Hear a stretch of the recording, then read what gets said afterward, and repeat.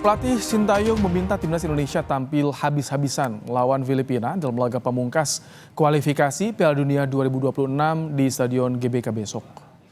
Melawan Filipina jadi pertandingan krusial bagi timnas Indonesia. Kemenangan akan meloloskan Indonesia ke babak ketiga kualifikasi sekaligus melaju ke putaran final Piala Asia 2027. ST meminta pada Marcelino Ferdinand dan kawan-kawan tampil habis-habisan lawan Filipina demi meraih kemenangan. Pelatih asal Korea Selatan itu juga mengingatkan skuad Garuda untuk tidak memandang remeh Filipina yang sudah tersingkir dari kualifikasi setelah kalah dari Vietnam.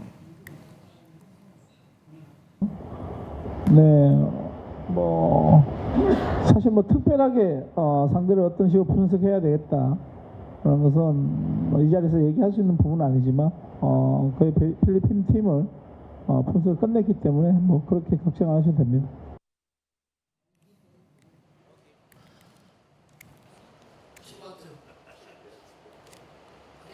Sementara pelatih Filipina Tom Saintfiet memberi perhatian khusus pada Tom Hai, Sandy Walsh, dan Shane Patinama. Menurut Tom, 3 nama tersebut memberikan pengaruh positif untuk timnas Indonesia. Kendati begitu, pelatih Filipina tidak akan mengesampingkan kualitas pemain timnas Indonesia lainnya. They have a mixture of experienced players like Thomas Haye, but they have also a lot of skills up front, wings, Patinama, Walsh, so many good players in different positions. And I expect the first 20 minutes that they're gonna push us and try to score that opening goals.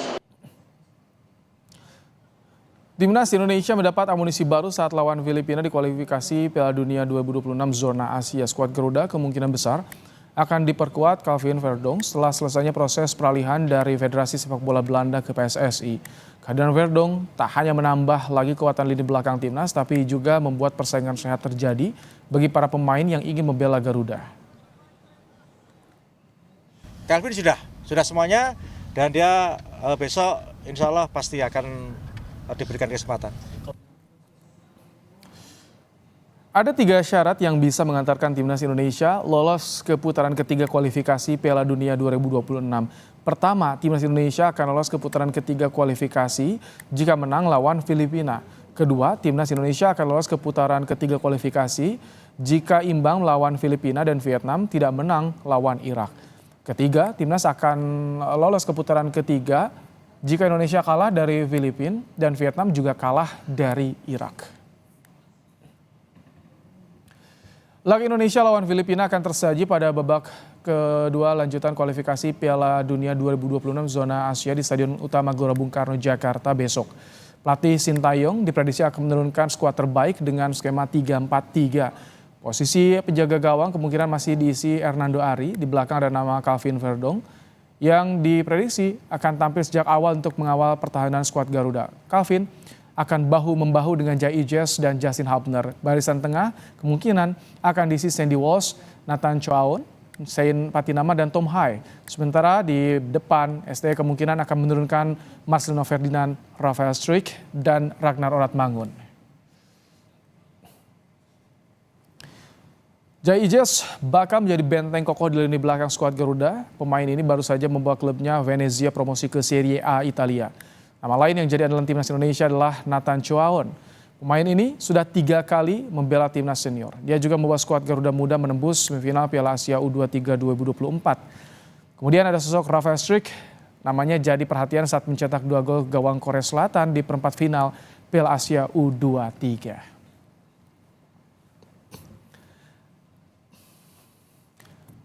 Bagaimana peluang timnas Indonesia dalam laga melawan Filipina besok? Kami akan membahasnya saudara bersama dengan pengamat sepak bola M. Kusnaini. Selamat petang Bungkus.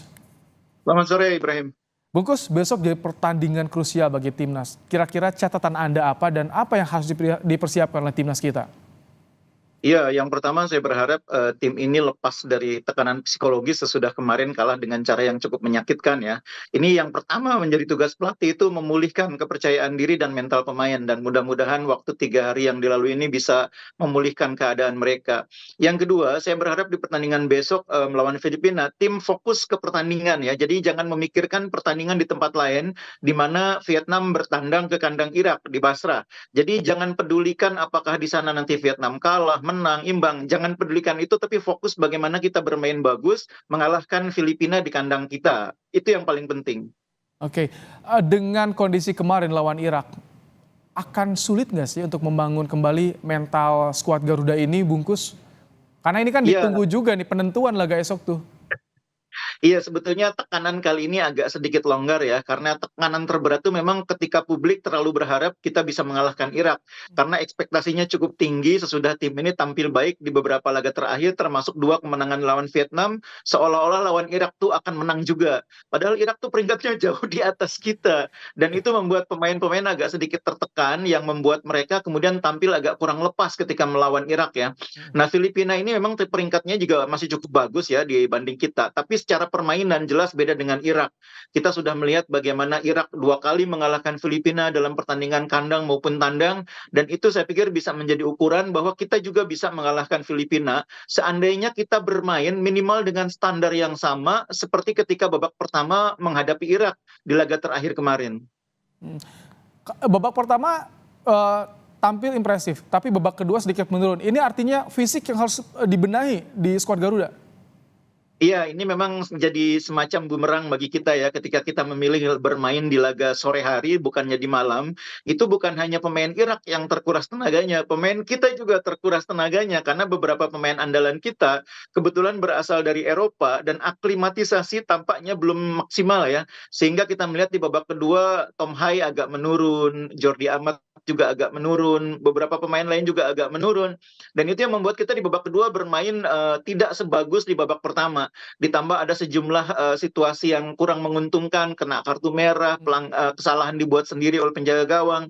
Itu semua berkonsekuensi terhadap kekalahan kita. Tapi sekali lagi lupakan yang kemarin, kita fokus ke pertandingan lawan Filipina.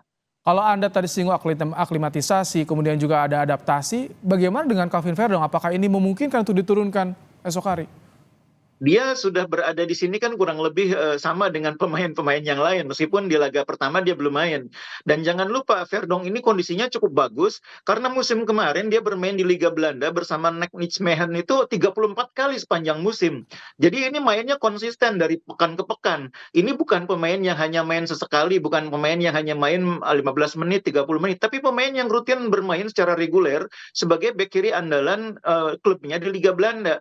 Jadi kalau saya pikir saya tidak akan ragu memainkan Verdong ya, seandainya memang dia dianggap tepat untuk pertandingan ini, saya tidak akan ragu dari segi aklimatisasi maupun dari segi pengenalan terhadap situasi maupun kerjasama tim, karena ini pemain yang sudah teruji, sudah reguler bermain dari pekan ke pekan di Liga Belanda. Oke, jadi mungkin kemungkinan besar nih bisa turun Verdong dan juga J.I. Jess untuk benteng Garuda. Kalau Jais hampir pasti dia harus main ya, karena kemarin pun sebetulnya saya pikir Sintayong mungkin akan memainkan dia di akhir pertandingan kalau tidak ada insiden kartu merah ya. Tapi karena kemarin kena kartu merah, jadi mau nggak mau dia tidak berspekulasi memainkan pemain yang penting sekali perannya di laga terakhir ini. Kita butuh kehadiran Ijes untuk memastikan tim bermain lebih solid, terutama di lini pertahanan, tidak ada kesalahan-kesalahan yang berisiko menggagalkan peluang kita lolos ke putaran ketiga. Ijes ini pemain yang mainnya rapih ya, usia masih muda, postur meyakinkan, dan mainnya rapih, jarang bikin kesalahan. Dan itu yang dibutuhkan tim saat ini untuk memastikan lawan Filipina, kita tidak lagi ada kesalahan-kesalahan elementer seperti di laga sebelumnya. Saya yakin di pertandingan ini Jess akan menjadi jenderal di lini pertahanan ya, dampingi Rizky Ridho, atau ada Sandy Walsh, atau Justin Hubner. Pilihannya saya pikir tergantung kepada taktik Sintayong, apakah mau main full ofensif atau bermain lebih konservatif. Kalau main full ofensif, mungkin di kanan bisa ditempati oleh Sandy Walsh, di kiri ada Rizky Ridho, Justin didorong lebih ke tengah berduet dengan Tom Hai, dan di kanan ditempati oleh pemain yang agresif, yang pergerakannya lebih mobile, lebih agresif, Yakub Sayuri atau Asnawi. Oke, ini yang juga kemarin disorot, Hernando sempat blunder lawan Irak. Iya. Ini bagaimana nanti karena posisinya krusial penjaga gawang, memulihkan mentalnya itu seperti apa sih, Bungkus? Iya, Biasanya. iya. Manajer tim kan tadi sudah mengatakan bahwa Hernando maupun pemain yang lain sudah pulih ya. Tapi kalau saya secara pribadi sebetulnya perlu memberikan semacam kesempatan istirahat bagi Hernando, sekaligus perlu memberi kesempatan kepada Nadeo untuk mendapatkan kesempatan bermain lagi di dalam tim.